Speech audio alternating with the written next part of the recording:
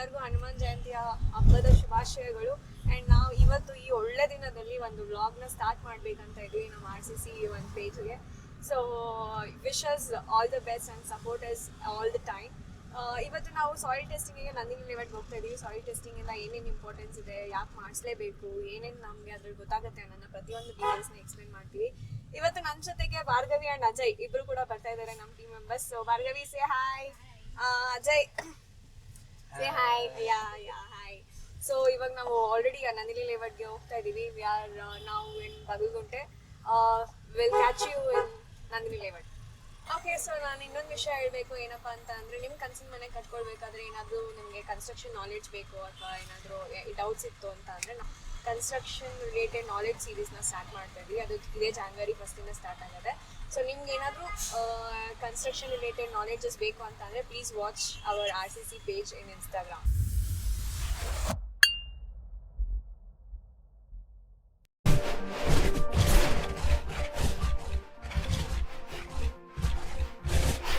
ನಾವು ಆಲ್ರೆಡಿ ಸೈಟ್ಗೆ ರೀಚ್ ಆಗಿದ್ದೀವಿ. ಸೊ ಇಲ್ಲಿ ಆಲ್ರೆಡಿ ಒನ್ ಪಾಯಿಂಟಲ್ಲಿ ಸಾಯಿಲ್ ಟೆಸ್ಟಿಂಗ್ ಮಾಡಿದ್ದಾರೆ.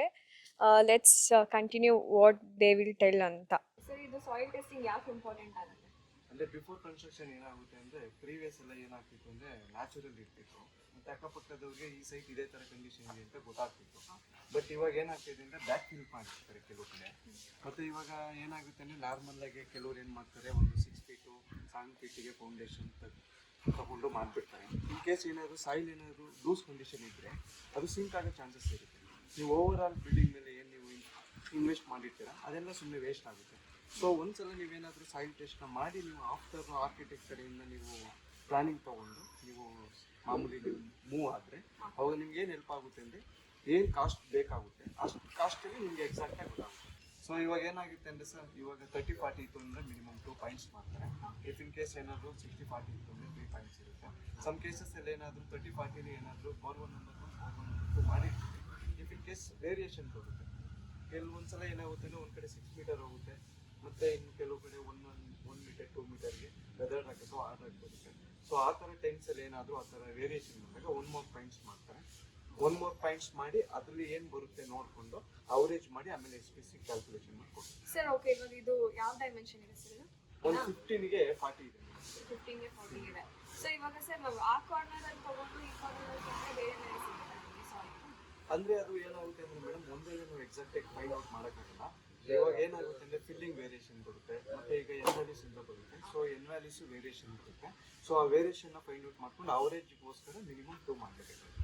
ನಾವು ಹ್ಯಾಮರಿಂಗ್ ಮಾಡ್ತೀವಿ. ಸೊ 1 ಮೀಟ್ರು 1.5 ಮೀಟ್ರ್ ಆಗಿದ ತಕ್ಷಣ ಏನು ಮಾಡ್ತೀವಿ, 15 ಸೆಂಟಿಮೀಟರ್ ಅಂತೇಳಿ 45 ಮಾರ್ಕ್ ಮಾಡ್ಕೋತೀವಿ. ಆ ಒಂದು 15 ಸೆಂಟಿಮೀಟ್ರು ಹೋಗೋದಕ್ಕೆ 75 ಸೆಂಟಿಮೀಟರಿಂದ ಫಾಲ್ ಮಾಡಿದಾಗ ಈ 65 kg ವೆಯ್ಟ್ನ ಅದು ನಂಬರ್ ಆಫ್ ಏನು ತೊಗೊಳುತ್ತೆ ಅನ್ನೋದು ಕೌಂಟ್ ಮಾಡ್ತಾ ಇರ್ತೀವಿ. ಅದನ್ನು ಮೆನ್ಷನ್ ಮಾಡ್ಕೊಂಡಿರ್ತೀವಿ. ತಿರ್ಗಾ ಎವ್ರಿ 1 ಪಾಯಿಂಟ್ ಇಂಟರ್ವಲ್ ಡೆಪ್ತಲ್ಲಿ ನಾವು ಸ್ಯಾಂಪಲ್ ರೆಡಿ ಮಾಡ್ತೀವಿ. ಇಫ್ ಇನ್ ಕೇಸ್ ಸಾಯಿಲ್ ಏನಾದ್ರು ಲೋಸ್ ಇತ್ತು ಅಂದರೆ ಅಪ್ ಟು 6 ಮೀಟರ್ವರೆಗೂ ಸ್ಯಾಂಪಲ್ ಕಲೆಕ್ಷನ್ ಆಗುತ್ತೆ. If in case before 6 metre hard ಬಂತು ಅಂದರೆ, ಲೈಕ್ ವೆದರ್ದಾಗ ಆರ್ಡಾಗಿ ಬಂತು ಅಂದರೆ ನಮ್ಗೆ ಗೊತ್ತಾಗುತ್ತೆ. ಮತ್ತು ಈ ವೆಯ್ಟ್ ಏನು ಜಂಪ್ ಹ್ಯಾಮರಿಂಗ್ ಮಾಡ್ತಾ ಇರ್ತೀವಿ, ಅದು ಜಂಪ್ ಆಗುತ್ತೆ. ಜಂಪ್ ಆದಾಗ ನಾವು ಅದನ್ನು ಸ್ಟಾಪ್ ಮಾಡ್ತೀವಿ. ಸೊ ನಮ್ಗೆ ಇವಾಗ ನೀವು ಇದು ಮಾಡಿದ ಕೂಡಲೇ ಇಲ್ಲ ಗೊತ್ತಾಗುತ್ತೆ ಸರ್? ಹೆಂಗಿಲ್ಲ? ಇಲ್ಲ ಮೇಡಮ್, ನಾವಿಲ್ಲಿ ಏನಾಗಿರುತ್ತೆ, ನಾವಿಲ್ಲಿ ಎನ್ವ್ಯಾಲ್ಯೂಸು ಮತ್ತು ಫಿಲ್ಲಿಂಗ್ ಇದೆಯಾ, ಸೀಪೇಜ್ ವಾಟರ್ ಬರ್ತಾ ಇದೆಯಾ, ಮತ್ತು ಸೈಟ್ ಕಂಡೀಷನ್ ಎಲ್ಲ ಮೆನ್ಷನ್ ಮಾಡಿಕೊಂಡು ಅಷ್ಟು ಮಾತ್ರ ಡೇಟಾ ಕಲೆಕ್ಟ್ ಆಗುತ್ತೆ. ಸೊ ಅದಾದಮೇಲೆ ನಾವಿಲ್ಲಿ ಬೇರೆ ಬೇರೆ ಡೆಪ್ತಲ್ಲಿ ಏನು ಸ್ಯಾಂಪಲ್ ಕಲೆಕ್ಷನ್ ಆಗಿರುತ್ತೆ ಅದು ಮಾಮೂಲಿ ಲ್ಯಾಬಲ್ಲಿ ಟೆಸ್ಟ್ ಆಗುತ್ತೆ. ಲ್ಯಾಬಲ್ಲಿ ಸಾಯಿಲ್ದು ಪ್ರಾಪರ್ಟೀಸ್ ಕೆಲವೊಂದು ಬರುತ್ತೆ. Elastic limit, plastic limit, direct share, moisture content, green structure ಇದೆಲ್ಲ ಫೈಂಡ್ ಔಟ್ ಮಾಡಿ ಕಿಲೋಮೀಟರ್ ಪರ್ ಮೀಟರ್ ಸ್ಕ್ವೇರ್ಗೆ ಏನು SPC ವ್ಯಾಲ್ಯೂ ಬರುತ್ತೆ ಅದನ್ನು ಮೆನ್ಷನ್ ಮಾಡಿ ರಿಪೋರ್ಟ್. ಇದೆಲ್ಲ ರಿಪೋರ್ಟ್ ಬರೋಕ್ಕೆ ಎಷ್ಟು ದಿನ ಆಗುತ್ತೆ ಸರ್? ಇದು ಜನರಲಿ 1-2-3 ಡೇಸ್ ಆಗುತ್ತೆ. ಅಷ್ಟೇ, ನೀವು ಎಕ್ಸ್ಪ್ಲನೇಷನ್ಸ್ ಎಲ್ಲ ಕೇಳ್ಕೊಂಡ್ರಿ. ಒಂದು ಆಲ್ರೆಡಿ ಪಾಯಿಂಟ್ನ ಮಾಡಿದ್ದಾರೆ. ಈಗ ನೆಕ್ಸ್ಟ್ ಪಾಯಿಂಟ್ ಸಾಯಿಲ್ ಟೆಸ್ಟಿಂಗಿಗೆ ತೆಗಿತಾ ಇದ್ದಾರೆ. Will see how they will do ಅಂತ. ಬನ್ನಿ. ನಾವೇನು ಹ್ಯಾಮರಿಂಗ್ ಮಾಡಿದಾಗ ಸ್ಯಾಂಪಲ್ಲು ಇಲ್ಲಿಂದ ಇಲ್ಲಿವರೆಗೂ ಕಲೆಕ್ಟ್ ಆಗುತ್ತೆ. ಸೊ ಆ ಕಲೆಕ್ಟ್ ಆದಮೇಲೆ ನಾವು ಸ್ಯಾಂಪಲ್ ಎವ್ರಿ 1 ಪಾಯಿಂಟ್ ಇಂಟರ್ವಲ್ ಡೆಪ್ತಲ್ಲಿ ನಾವು ಸ್ಯಾಂಪಲ್ ರಿಮೂವ್ ಮಾಡ್ತಾ ಇರ್ತೀವಿ. ಇವಾಗ ನಾವು ಇದನ್ನು ಹೊರಗಡೆ ಹಾಕ್ತೀವಿ.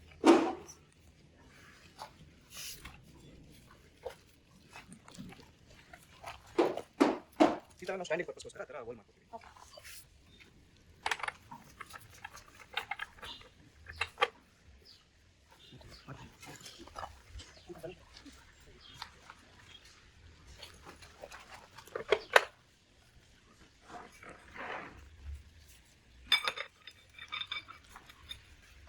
ಈ ತರ ಅಸೆಂಬಲ್ ಮಾಡ್ಕೊತೀವಿ. ಈ ತರ ಅಸೆಂಬಲ್ ಮಾಡಿದ್ಮೇಲೆ ಏನ್ ಮಾಡ್ತೀವಿ ಅಂದ್ರೆ ಇದನ್ನ ಹ್ಯಾಮರಿಂಗ್ ಮಾಡ್ತೀವಿ. ಸೊ ಎಲ್ಲೋವರೆಗೂ ಹ್ಯಾಮರಿಂಗ್ ಮಾಡ್ತೀವಿ ಅಂದ್ರೆ 1.5 ಮೀಟರ್ ಕಂಪ್ಲೀಟ್ ಆಗೋವರೆಗೂ ಹ್ಯಾಮರಿಂಗ್ ಮಾಡ್ತೀವಿ. ಸೊ 1.5 ಮೀಟರ್ ಕಂಪ್ಲೀಟ್ ಆದ್ಮೇಲೆ ಮುಂದಿನ ಪ್ರೋಸೆಸ್ ಹೇಳ್ತೀವಿ, ಅದು ಮಾಡ್ತಾ ಮಾಡ್ತಾ. Okay sir.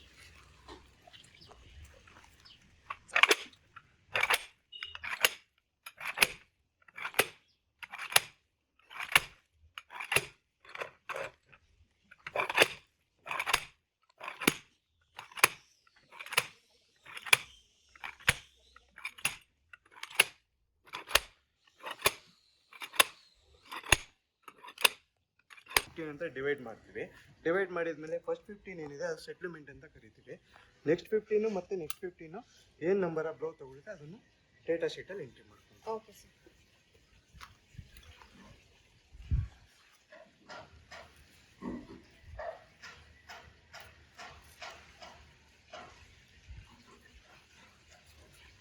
ಇವಾಗ ಈ ಪೋರ್ಷನ್ ಇಂದ ಈ ಪೋರ್ಷನ್ ಅಂದ್ರೆ 15 ಸೆಂಟಿಮೀಟರ್ ಡಿಗ್ ಆಗೋದಕ್ಕೆ ಏನೇನು ನಂಬರ್ ಆಫ್ ಬ್ಲೋ ತಗೊಳುತ್ತೆ ಅದನ್ನ N1 ಅಂತ ಕರಿತೀವಿ, N2 ಅಂತ ಕರಿತೀವಿ, N3 ಅಂತ ಕರಿತೀವಿ. ಸೊ N ವ್ಯಾಲ್ಯೂ ಅಂದರೆ N2 ಪ್ಲಸ್ N3 ಸೇರಿದ್ರೆ ಏನು ಬಂದಿರುತ್ತೆ ಟೋಟಲ್ ನಂಬರ್ ಆಫ್ ಬ್ಲೋ ಅದನ್ನು N ವ್ಯಾಲ್ಯೂ ಅಂತ ಮೆನ್ಷನ್ ಮಾಡ್ತೀವಿ. ಸೊ ಈಗ N ವ್ಯಾಲ್ಯೂ ಅಂದರೆ ಏನು ಐಡೆಂಟಿಫೈ ಮಾಡ್ತೀರಾ sir? Number of blow madam. Okay.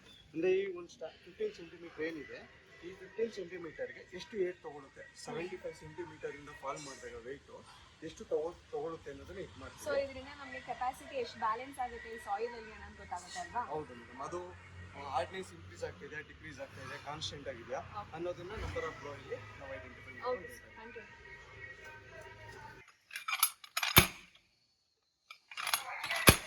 Total 8 ಆಗಿದೆ. N1 8 ಅಂತ ಬರುತ್ತೆ. ಬಟ್ ನಾವು ಕೌಂಟ್ ಮಾಡಬೇಕಾದ್ರೆ ಫಸ್ಟ್ N1 ಏನಿರುತ್ತೆ ಅದನ್ನ ಸೆಟ್ಲ್ಮೆಂಟ್ ಅಂತ ತಗೊಳ್ತೀವಿ. N2 ಮತ್ತೆ N3 ನ ಮೆನ್ಷನ್ ಮಾಡ್ಕೊಂಡು ಅದನ್ನ ಆಡ್ ಮಾಡಿದಾಗ ಏನು ಗೊತ್ತಾ ಅದೇ N ವ್ಯಾಲ್ಯೂ ಆಗುತ್ತೆ. ಓಕೆ. ಇವಾಗ 8 ಆಗಿದೆ.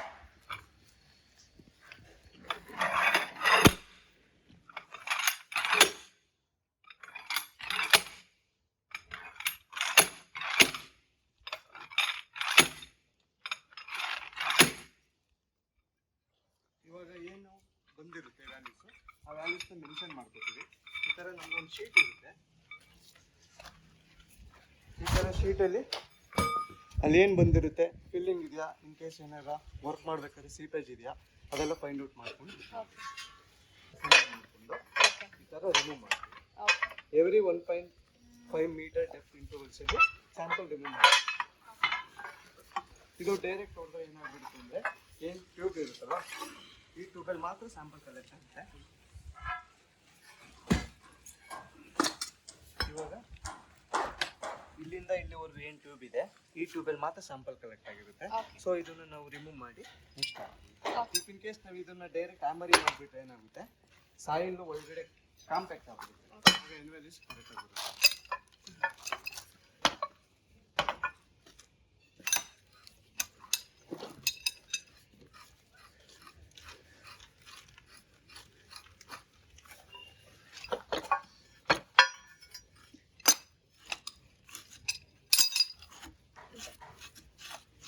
ಒಂದು ನೇಮ್ ಅಂತ ಕೊಟ್ಕೊಂಡಿರ್ತೀವಿ BH1. ಇನ್ ಕೇಸ್ ಏನಾರ 2 ಕಡೆ ಮಾಡಿದಾಗ BH2 ಅಂತ ಕೊಟ್ಟಿರ್ತೀವಿ. ಮತ್ತೆ ಯಾವ ಡೆಪ್ತ್ ಅಂತ ಬರೆದಿರ್ತೀವಿ. ಮತ್ತೆ ಇದು ಯಾವ ಥರ DSI UDSI SPT ಅಂತ ಮೆನ್ಷನ್ ಮಾಡ್ಕೋತೀವಿ. ಮತ್ತೆ N ವ್ಯಾಲ್ಯೂ ಸಹ ಅದರಲ್ಲಿ ಬರೆದಿರ್ತೀವಿ. ಮತ್ತೆ ಈ ಥರ ನಾವು ಸ್ಟಾರ್ಟಿಂಗಲ್ಲಿ ತೆಗೆದಾಗ ಫಿಲ್ಲಿಂಗ್ ಇದೆಯಾ ನ್ಯಾಚುರಲ್ ಇದೆಯಾ ಅಂತಲೂ ಐಡೆಂಟಿಫೈ ಮಾಡ್ಕೋತೀವಿ. ಇವಾಗ ನೀವು ಇದು ನೋಡಿದ್ರೆ ಇದು ಫಿಲ್ಲಿಂಗ್ ಸಾಯಿಲ್ ಇದೆ. ಇದು ನೋಡಿ ಇವಾಗ ಕಲರ್ ವೇರಿಯೇಷನ್ ಅಲ್ಲಿ ನೋಡಿದ್ರೆ ಈ ಕಡೆಯಿಂದ ನ್ಯಾಚುರಲ್ ಸಾಯಿಲ್ ಇದೆ. ಸೊ ಇದು ಬ್ಯಾಕ್ ಸೈಡ್ ಏನಿದೆ ಫಿಲ್ಲಿಂಗ್ ಇದೆ. ಸ್ವಲ್ಪ ಅಂದ್ರೆ ಕಲರ್ ಇದೆ ಅಂದ್ರೆ ಫಿಲ್ಲಿಂಗ್ ಇದೆ ಅಂತ. ಕಲರ್ ಇದೆ ಅಂತಲ್ಲ, ನಾವು ಸಾಯಿಲ್ ಅನ್ನು ಈ ತರ ಓಪನ್ ಮಾಡಿದಾಗ ಓಕೆ ಇಲ್ಲಿ ನಮಗೆ ವೇಸ್ಟೇಜ್ ಕಾಣುತ್ತೆ ಓಕೆ ಈ ತರ. ಹಾ ಇವಾಗ ಇದು ಓಲ್ಡ್ ಬಿಲ್ಡಿಂಗ್ ಇದ್ದು ಅದನ್ನು ಡೆಮಾಲಿಷ್ ಮಾಡಿರೋದ್ರಿಂದ ಪ್ರೀವಿಯಸ್ ಫೌಂಡೇಶನ್ ರಿಮೂವ್ ಮಾಡಿದಾಗ ಅದು ಬ್ಯಾಕ್ ಫಿಲ್ಲಿಂಗ್ ಮಾಡಿರ್ತಾರೆ. ಈ ಸಾಯಿಲ್ ನೋಡಿದ ತಕ್ಷಣ ನಮಗೆ ಫಿಲ್ಲಿಂಗ್ ಅಂತ ಗೊತ್ತಾಗುತ್ತೆ. ಏನಿದೆ ಅದನ್ನ ರಿಮೂವ್ ಮಾಡ್ತೀವಿ. If in case A to Z filling ಆಗಿದ್ರೆ ಮಾತ್ರ ತಗೋತೀವಿ. A to Z ಫಿಲ್ಲಿಂಗ್ ಇಲ್ಲ ಅಂದ್ರೆ ಫಿಲ್ಲಿಂಗ್ ಪಾರ್ಟ್ ನ ರಿಮೂವ್ ಮಾಡಿ ಒರಿಜಿನಲ್ ಪಾರ್ಟ್ ನ ಹಾಕ್ಬಿಡ್ತೀವಿ. ಮತ್ತೆ ಏನದು ಇಟ್ ಶಾಂಪಲ್ ಇರುತ್ತೆ. ಸೊ 8 ಸ್ಯಾಂಪಲ್ ಫುಲ್ ಡೀಪ್ ಅಲ್ಲಿ ಹೋಗಿರುತ್ತಲ್ವಾ? ಹೌದು. ಇವಾಗ ನಾವೇನು ಫೈನಲ್ ಡೆಪ್ತ್ ಇರುತ್ತಲ್ಲ, ಈಗ ಎಕ್ಸಾಂಪಲ್ 1.5 ಮೀಟರ್ ಅಂತ ಹೇಳಿದ್ವಿ, ಆ ಫೈನಲ್ ಡೆಪ್ತ್ ಸ್ಯಾಂಪಲ್ ಇದಾಗಿರುತ್ತೆ. ಈಗ ನೆಕ್ಸ್ಟ್ ಪ್ರೋಸೆಸ್ ಇದು ಹೋಗ್ತಾ ಇದೆ. ಇದು ಸಾಯಿಲು ಮೀಡಿಯಂ ಕಂಡೀಷನ್ ಮತ್ತೆ ಲೂಸ್ ತರ ಇರೋದ್ರಿಂದ ಹೋಗ್ತಾ ಇದೆ. ಸೊ ಅದನ್ನು ಕಂಟಿನ್ಯೂ ಮಾಡ್ತೀವಿ. Okay. ಇಫ್ ಇನ್ ಕೇಸ್ ಏನಾದರೂ ಇದಕ್ಕಿಂತ ಮುಂಚೆನೇ ರಾಕ್ ಬಂದ್ಬಿಡುತ್ತೆ. Yeah. ಕೆಲವು ಏರಿಯಾದಲ್ಲಿ ಏನಾಗುತ್ತೆ ಅಂದ್ರೆ ಓಪನ್ ರಾಕ್ ಇರುತ್ತೆ. ಸೊ 1.5 ಹೋಗಿದ ತಕ್ಷಣ ರಾಕ್ ಬಂದ್ಬಿಡುತ್ತೆ. ಅವಾಗ ಆ ಡೆಪ್ತ್ ಫೈನಲೈಸ್ ಮಾಡ್ತೀವಿ. ಇದು ಸ್ಯಾಂಪಲ್ ಹೋಗ್ತಾ ಇರೋದ್ರಿಂದ so next process 3 metre. 3 metre ಅಲ್ಲಿ ಏನು ಬರುತ್ತೆ ಅಂತ ನೋಡ್ಕೊಂಡು ಓಕೆ. ನಾವಿನ್ನ ಡೆಪ್ತ್ ಏನಾದರೂ ಸ್ಟ್ರಾಂಗ್ ಸಿಗುತ್ತಾ ಅಂತ ಹೇಳಿ ಏನು ಇನ್ನೊಂದ್ಸಲ ಟೆಸ್ಟಿಂಗ್ಗೆ ಏನು ಪೈಪ್ನ ಬಿಡ್ತಾ ಇದ್ದಾರೆ. So we C like how process use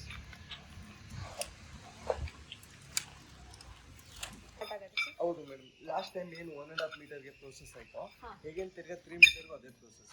ತಿರ್ಗಾ ಇನ್ ಕೇಸ್ ಏನಾದ್ರು ತಿರ್ಗಾ ಪಾಸ್ ಆಗ್ತಾ ಇದೆ ಅಂದ್ರೆ 4.5 ಮೀಟರ್ಗೂ ಅದೇ ಪ್ರೋಸೆಸ್. ಇಫ್ ಇನ್ ಕೇಸ್ ಅವಾಗಲೂ ಹೋಗ್ತಾ ಇದೆ ಅಂದ್ರೆ 6 ಮೀಟರ್ಗೂ ಏನು ಪ್ರೋಸೆಸ್ ಇದೆ same as it is process. ಇವಾಗ ಏನು 1.5 ಮೀಟರಲ್ಲಿ ಯಾವ ಥರ ಸ್ಯಾಂಪಲ್ ರಿಮೂವ್ ಮಾಡಿದ್ವಿ ಮತ್ತೆ ಅದು ಫಿಲ್ಲಿಂಗ್ ಇದೆ ಏನಂತ ನೋಡಿದ್ವಿ, ಆ ಥರ ನೋಡ್ಕೊಂಡಿರ್ತೀವಿ. ಒಂದ್ಸತ ಫಿಲ್ಲಿಂಗ್ ಕ್ಲೋಸ್ ಆಯಿತು ಅಂದರೆ ಹೇಗೇನು ಫಿಲ್ಲಿಂಗ್ ಬರಲ್ಲ, ಅದು ನ್ಯಾಚುರಲ್ಲೇ ಕಂಟಿನ್ಯೂ ಆಗ್ತಾ ಹೋಗುತ್ತೆ. Okay sir.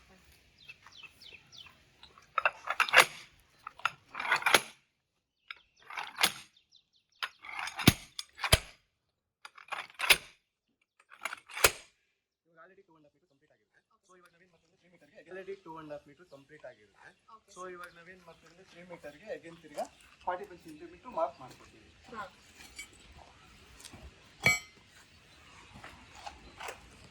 3 ಮೀಟರ್ಗೆ 45 ಸೆಂಟಿಮೀಟರಾ?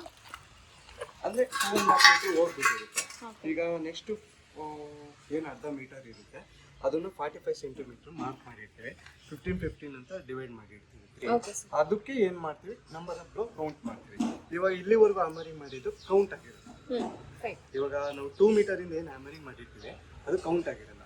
ಸೊ ಇನ್ ಫರ್ದರ್ ಏನು ಹೊಡಿತೀವಿ ಅದು ಕೌಂಟ್ ಆಗುತ್ತೆ.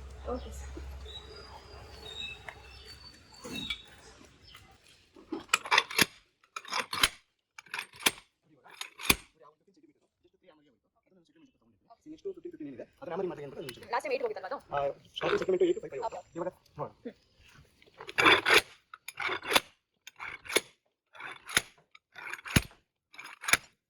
ನೋಡಿ ಜಸ್ಟ್ 3 ಹೋಗಿದೆ. ಅಂದರೆ ಪ್ರೀವಿಯಸ್ ಏನು ಹಾರ್ಡ್ನೆಸ್ ಇತ್ತು ಅದಿನ್ನ ಡೌನ್ ಆಗಿದೆ, ಇನ್ನ ಲೂಸ್ ಕಂಡೀಷನ್ ಇದೆ.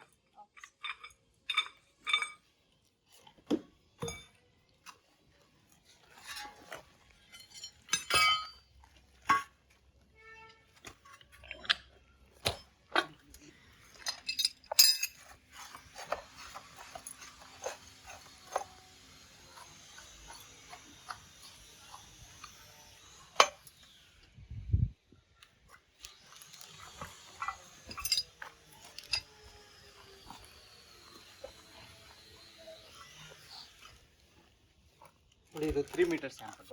ಈಗ ಇದರಲ್ಲಿ ಏನು ನ್ಯಾಚುರಲೇ ಇರುತ್ತೆ, ಫಿಲ್ಲಿಂಗ್ ಇರಲ್ಲ.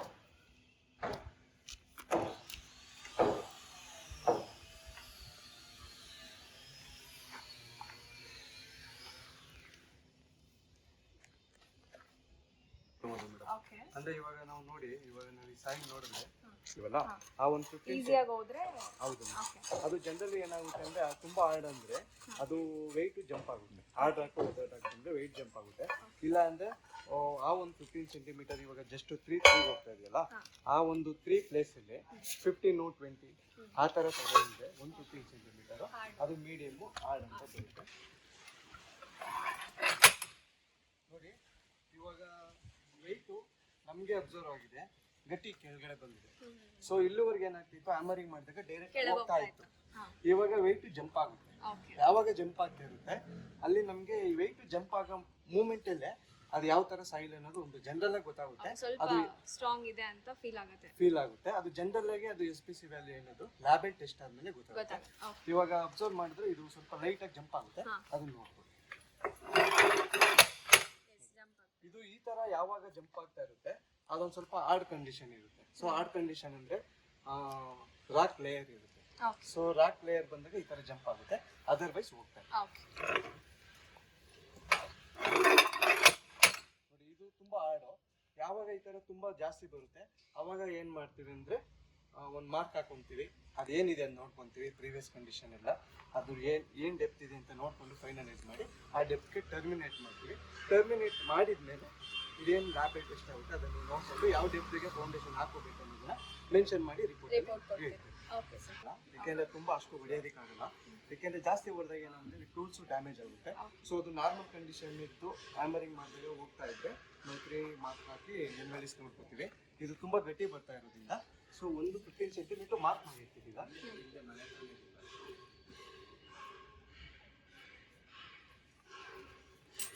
ಸೊ ತುಂಬಾ ಗಟ್ಟಿ ಬಂದಾಗ ಎನ್ವೆಲಿಸ್ ಜೊತೆಗೆ ಇದೇನು ವೆಯ್ಟ್ ಜಂಪ್ ಆಗುತ್ತಲ್ಲ ಅದ್ರ ಮೇಲೆ ನಾವು ಡಿಸೈಡ್ ಮಾಡ್ತೀವಿ.